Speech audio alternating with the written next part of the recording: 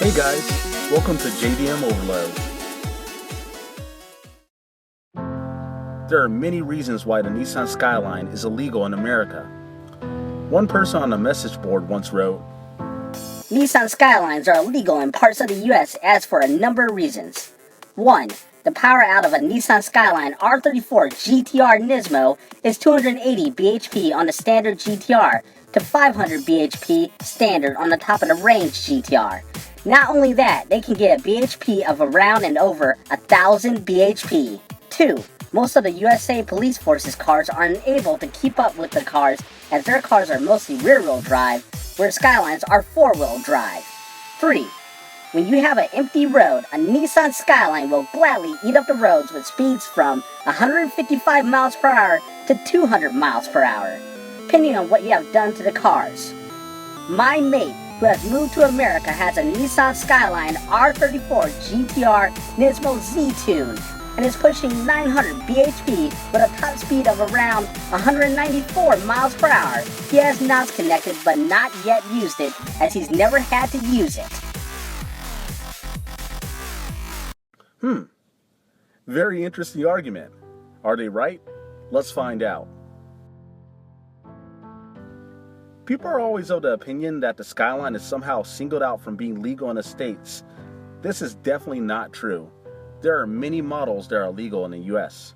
For example, the Toyota Corina EV, the 91 to 96 Honda Beat, the 90 to 91 Nissan Nagaro, the Suzuki Jimny, the 81 and 89 Savant. You get the picture. In order to understand what's going on, you first have to know what a gray market vehicle is. Basically, in a nutshell, every country has regulations that call for manufacturers to build cars to certain specifications. Demand plays a big role in what vehicles are sold in other countries. I'll get back to that later. The US has very high standards when it comes to safety and emissions regulations. In order to certify a vehicle to US standards, manufacturers can face upwards of $2 million per model in order to bring it up to US specs.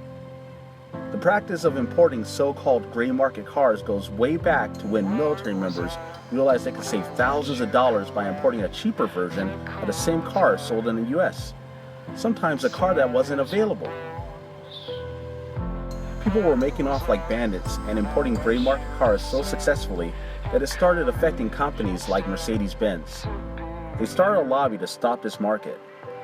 And in 1988, the Motor Vehicle Safety Compliance Act was passed, ensuring that the Nissan Skyline and other exotic vehicles would never make it to US shores. So main points. Too many people were privately importing vehicles, which was undercutting sales in the US. It can cost lots of money to bring a model to US specs.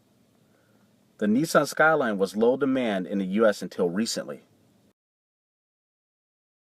Yes, so as hard as it is for me to say it, it's my opinion that one of the main reasons that the Skyline was never introduced to the US market is that the Skyline, until very recently, was a fairly unknown car, and to Nissan, not worth bringing to the US shores. Think about it.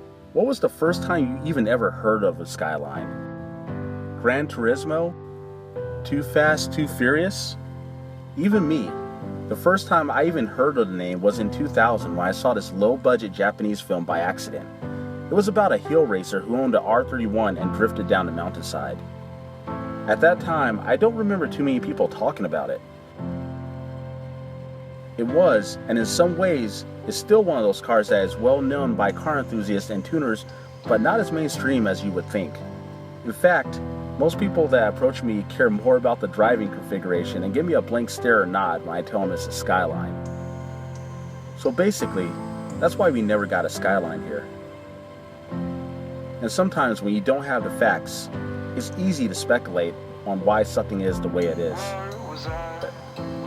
Thanks for watching.